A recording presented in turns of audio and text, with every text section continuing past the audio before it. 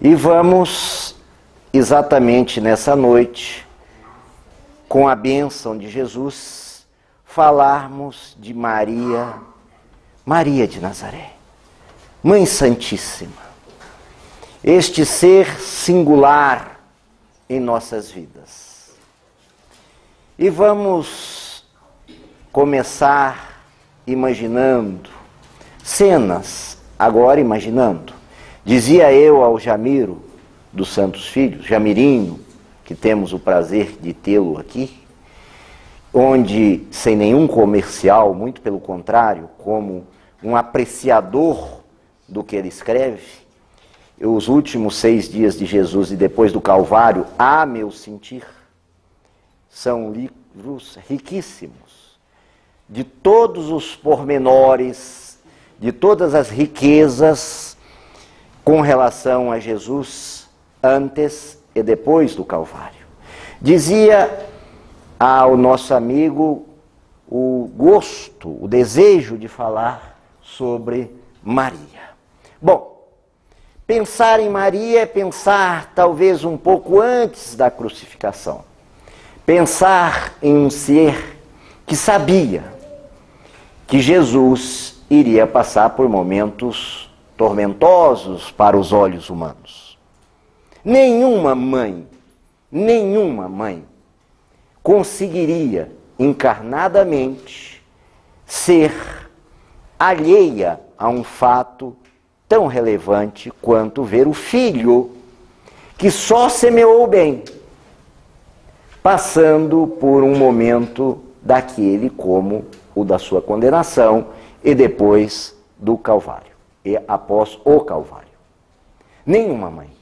Alguém que disser, olha, Maria é um espírito evoluidíssimo. Não se tem disso nenhuma dúvida.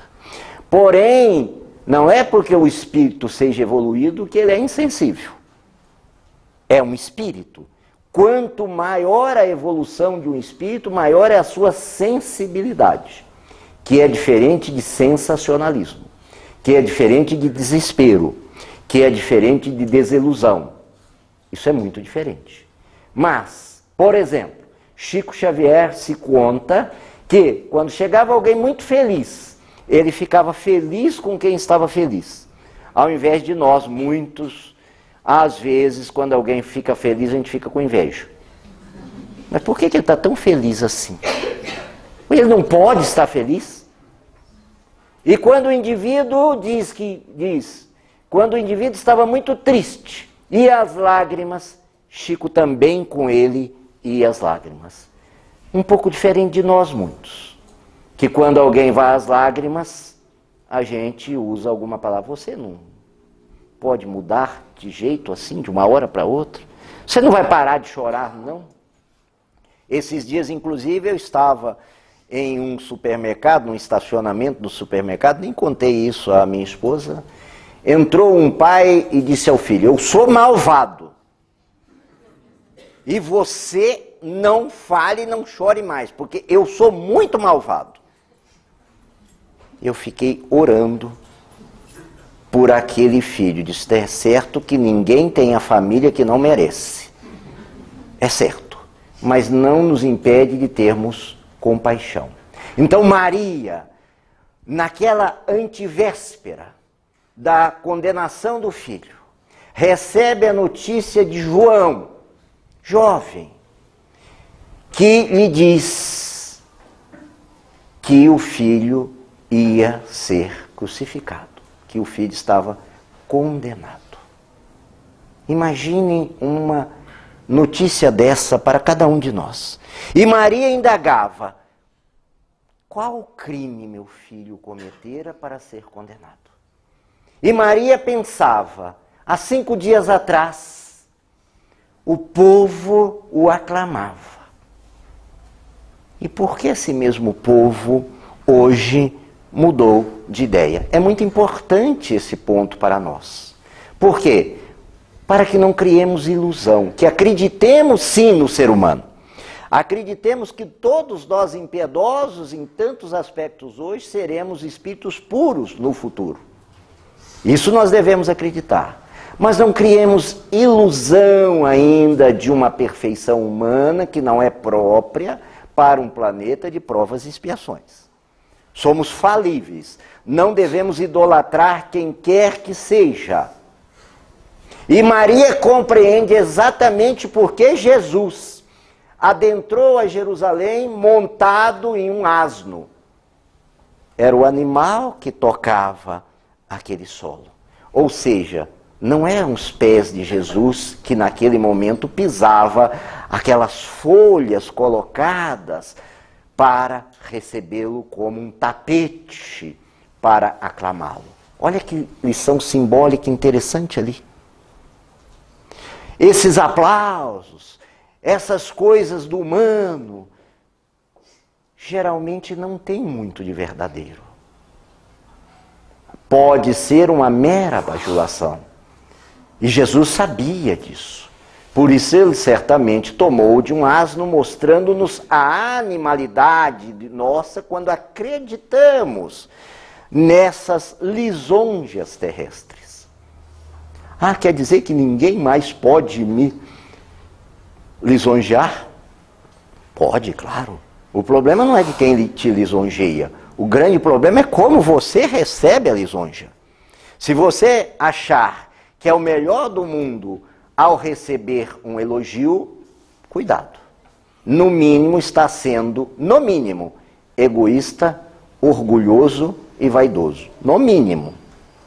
Por que egoísta? Porque está te achando o cara ou a cara, pensando só em você. Isso chama narcisismo. Orgulhoso porque está achando, por ser o cara ou a cara, é superior aos outros caras e às outras caras. E vaidoso porque, ou vaidosa porque acha que é insubstituível. Todos somos substituíveis. Embora todos tenhamos nossas missões, nossas tarefas, por mais pequenas que sejam.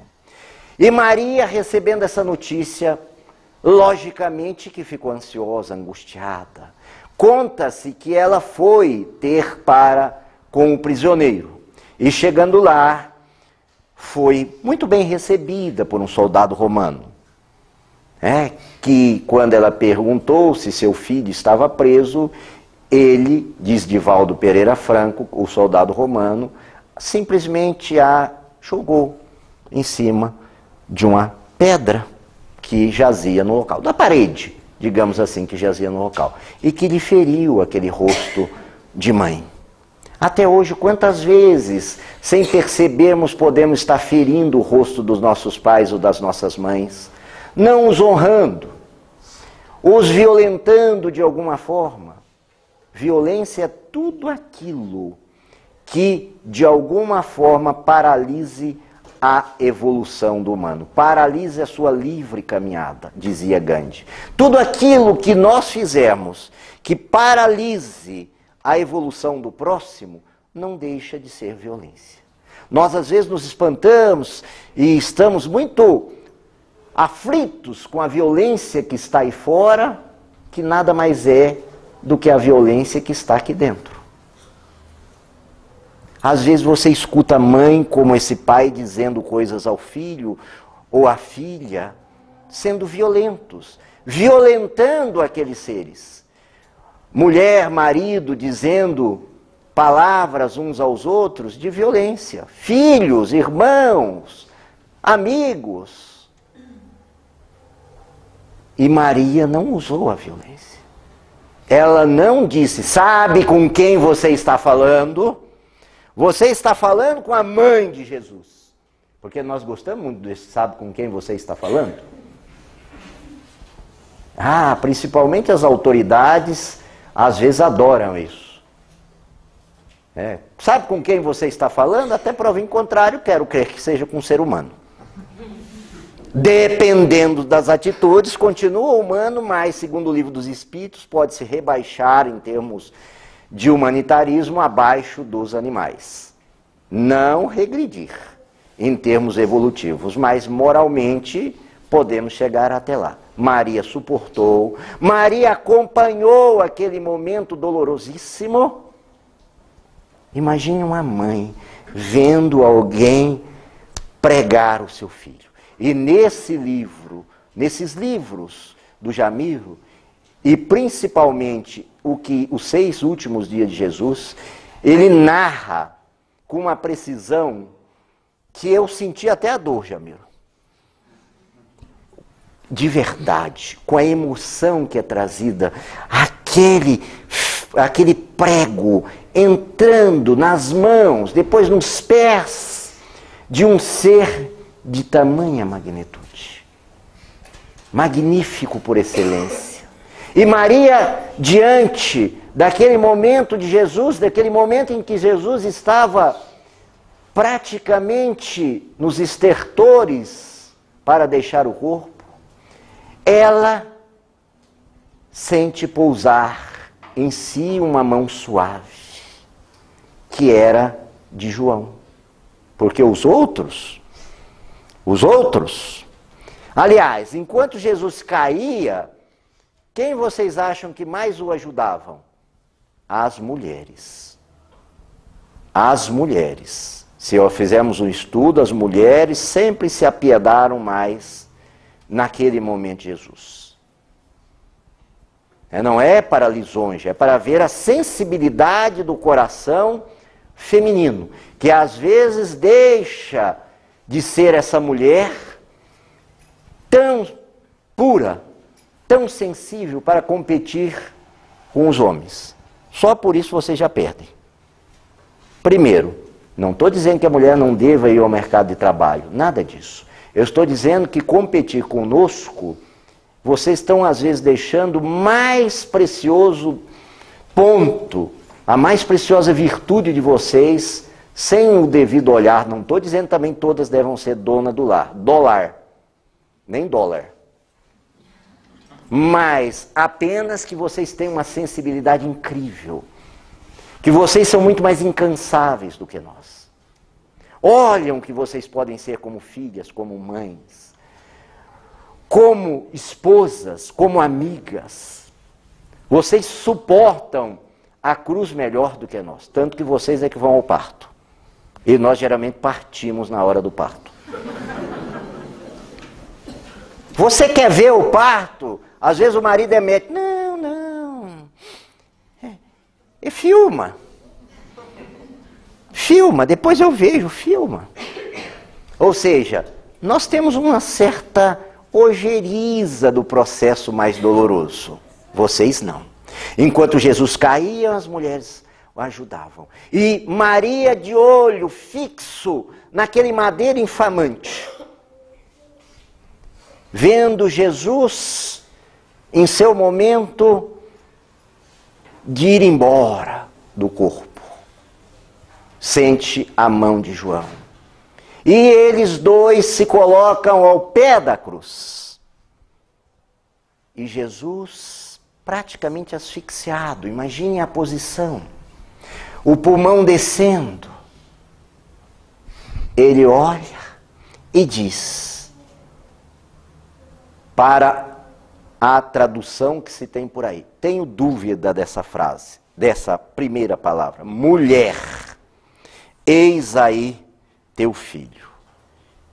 Filho, eis aí tua mãe. Por que eu tenho dúvida do mulher, como foi bem colocado na mensagem inicial?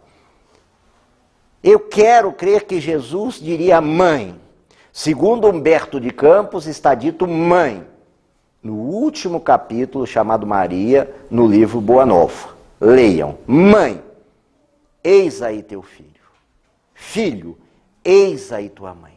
Que lição Jesus já nos está dando com esta frase inicial? Já nos está dando uma lição que é: família não é só laço sanguíneo.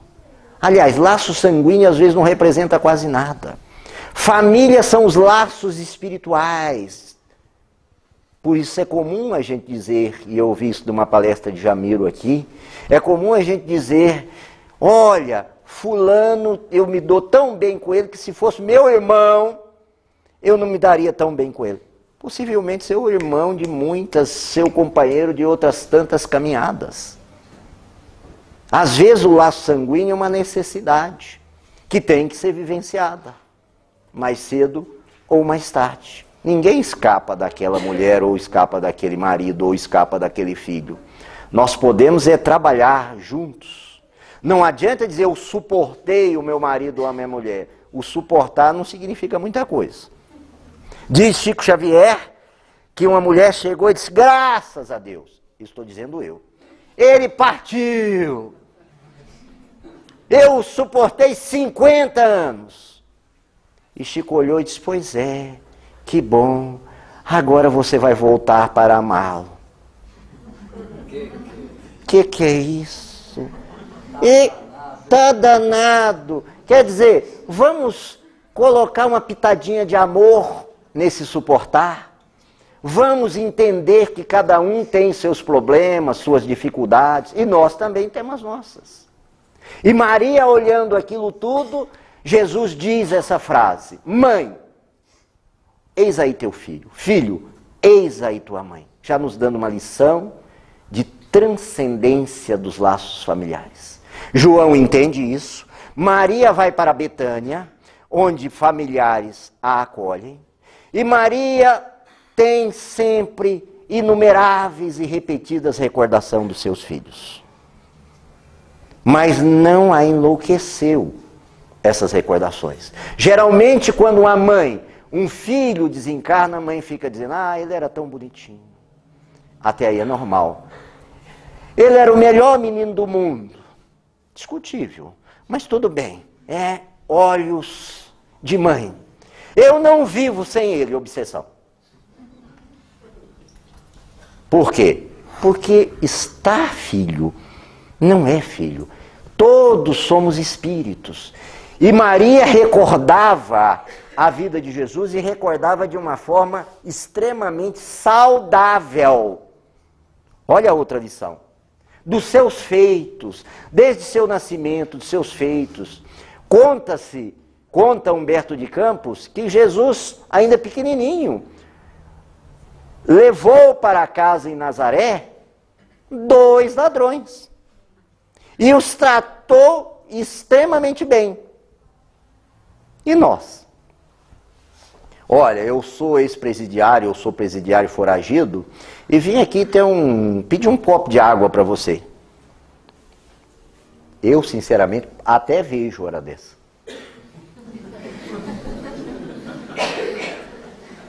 Tá? Então, as passagens de Jesus já representam um coração, um espírito de uma alteza indiscutíveis. E Maria, observando esses lados bons, essas recordações sadias. Então todos nós, pais, mães, que tenhamos passado por um desencarne de um ente amado, saibamos que ele não nos pertence. Claro que vamos recordar, lógico, é humano, porém vamos recordar algo de bom, de saudável, saber que vamos encontrá-lo logo depois, logo ali, é um breve até logo. E Maria ficou naquele local, em Betânia, por certo tempo, e João, porque o cenário cristão começou a tomar algumas coisas interessantes, por exemplo, Bataneia, queriam fazer uma aristocracia dos seguidores de Jesus. O ser humano é incrível, né, Jamil? Queria fazer uma aristocracia. Olha, só os mais ricos conseguem entender Jesus. Lá em Jerusalém já começou a discussão entre cristãos e judeus. Aliás, fato assim bem alheio à nossa realidade. Não é? E, por exemplo, na Galileia, aqueles cenáculos simples, aqueles encontros simples, foram esvaziados. Não tinham mais aquela presença. Porém, os discípulos saíram, foram ajudando a difundir a doutrina, e João, compreendendo as frases de Jesus, a frase de Jesus, construiu uma casa num promontório, num local mais alto, em Éfeso, e levou para lá Maria. Todos os necessitados queriam escutá-la falar de Jesus. Escutá-la falar de Jesus era algo sublime. E a chamavam de mãe. Daí nasceu o codinome Mãe Santíssima. Porque, imagine, nós, estropiados no dia a dia, encontrarmos um ser daquele que nos fala de Jesus, nos aconchega, nos acolhe, nos compreende. É uma Mãe Santíssima, sem sombra de dúvidas. E nós, como mães, como pais, santíssimos, é claro que ainda não dá. Mas podemos, pelo menos, não sermos malvados. Podemos olhar aquele ser que está conosco, seja como neto, filho, amigo, e saber que somos irmãos. Aquela Mãe Santíssima olhava todos como irmãos. Até que um dia chega um mendigo e diz assim: vim lhe fazer companhia e pedir-lhe a sua bênção. E começa a falar com Maria, e Maria vai se sentindo confortada, e indaga: nossa, todo mundo vem aqui para pedir algo de mim. Esse está me dando algo. Aliás, mais um ensinamento interessante. Quanto nós pedimos do outro e quanto nós damos para o outro? Quanto nós... Jamiro, faz isso para mim. Joaquim, faz isso para mim. José, faz isso para mim. Fulano, faz isso para mim. E quantas vezes nós nos colocamos: estou aqui para lhe servir. E Maria começa a perceber isso. Até que ela observa a mão daquele ser que diz: venha para os meus braços. Ela olha nas mãos daquele ser e estão as chagas. Automaticamente, ela observa os pés, também estavam neles as chagas. Era Jesus que veio recebê-la. E Maria, antes de ir para o mundo espiritual superior, pede a Jesus: olha, eu queria dar uma passeadinha por aí, olhar alguns locais. E percebe, inclusive, que cristãos estavam sendo colocados nas arenas, iriam ser colocados nas arenas, não era nazarenos, era nas arenas, nos circos, no Coliseu. E observa que eles estavam naturalmente angustiados, medrosos. Quem não estaria? E ela vê uma jovem num canto acorrentada, entristecida, medrosa, como todos nós teríamos, logicamente. Ela inspira aquela jovem a cantar, e o cântico daquela jovem faz com que todos aqueles se sintam realmente fortalecidos. Olha o poder de um cântico sublime. Olha o poder da palavra sublimemente usada. E nós, como estamos usando essas palavras? Os cânticos, essas modas de então, que eu acho que nem é mais moda, é alguma coisa violenta, compreensível, porque dizem os espíritos, inclusive Filomeno de Miranda, que nós estamos agora com bastante companheiros das regiões mais profundas, junto com os equivocados, que ainda somos a maioria de nós. Então é um momento muito importante, um caldeirão interessante de transição. Quando vermos alguém escutando essa música agradabilíssima, ao invés de criticarmos, compadecemos dele. É o máximo que ele conseguiu ouvir. Já está bom. Ele já consegue, pelo menos, sentir alguma coisa em razão de algo. Para nós é melhor um Beethoven, um Mozart e tantas outras preferências menos agressivas. Mas para ele aquilo já está bom. Embora sejam apelos que para nós talvez não tenha muito sentido. Aquele negócio de tapinha, de outras coisas, dá para... Mas Paulo diz: a criança o leite, ao adulto o sólido. Entendamos-lo. E Maria entendeu aquele momento, vibrou por aquele momento. Essa é, em rápida síntese, a nossa Mãe Santíssima. Esse ser que nos convida, juntamente com o seu amado Filho, a que transcendamos. Por isso que eu tenho dúvida se Jesus a chamaria de mulher. Volto a repetir. Não me dá muita tranquilidade. Quero crer que ele o chamou de mãe. Ele exemplificou o amor.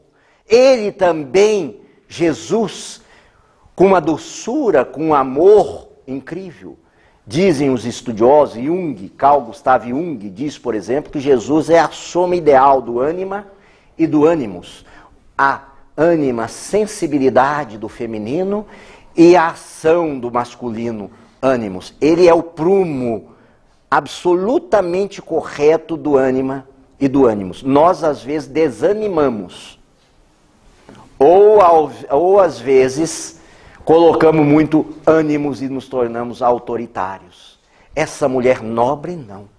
Essa mulher nobre, encerro dizendo, essa mulher nobre tem a possibilidade de que um ser de nome Maria também venha deixar o corpo físico em seu colo, no colo da Mãe Santíssima. Essa mulher também nobre, que assim procede, chama-se Maria de Magdala, que depois de ulcerada, tudo mais, quis ter o prazer final de encontrar o regaço feminino do colo de Maria de Nazaré. E que todos nós agora possamos nos sentir protegidos, amados, confortados por essa divina Mãe, por esse divino Espírito, que em nossas dificuldades, assim como Jesus, estão sempre presentes. No momento desse, em que nós acharmos que estamos caindo, lembremos desse ser que nos exemplificou, dizendo tudo de seu Filho. Vamos também pedir a ela que nos intua a carregarmos as nossas pequeninas cruzes, que são aquelas que aguentamos, e que ela, assim como a moça fez com a moça, nos intua, diante de uma dificuldade, a cantarmos interiormente um hino de louvor a Deus e a Jesus. Que assim seja.